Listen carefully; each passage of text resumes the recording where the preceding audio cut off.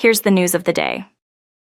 XPeng AeroHT unveils the first manned flight of its land aircraft carrier eVTOL module, as production starts in Guangzhou with an annual capacity of 10,000 units ahead of its global debut in November.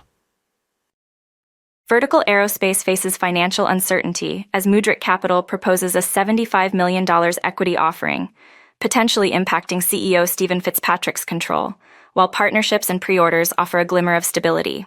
Beta raised $318 million in Series C funding led by Qatar Investment Authority, advancing production and certification for its electric aircraft and charging systems, with first deliveries expected soon.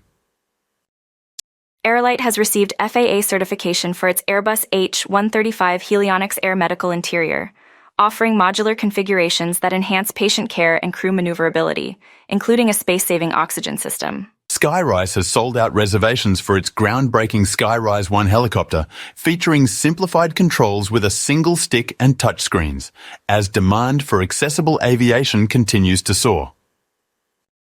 Centum will unveil the next-gen LifeSeeker phone location system at European Rotors 2024, enhancing search and rescue capabilities with faster, more accurate geolocation and upgraded global compatibility. Boston Medflight has invested in E3 night vision goggles from Aviation Specialties Unlimited, enhancing pilot safety and visibility for critical night operations, ensuring top care for patients. Aviation Resource Group International partners with EKI Energy Services to help aviation infrastructure operators adopt sustainable practices, offering carbon footprint analysis, offset strategies, and ESG reporting. Nomad Aviation has adopted GPMS's Foresight MX-HUMS for its AS332 Super Pumas, enhancing safety and predictive maintenance capabilities in challenging Southeast Asia conditions.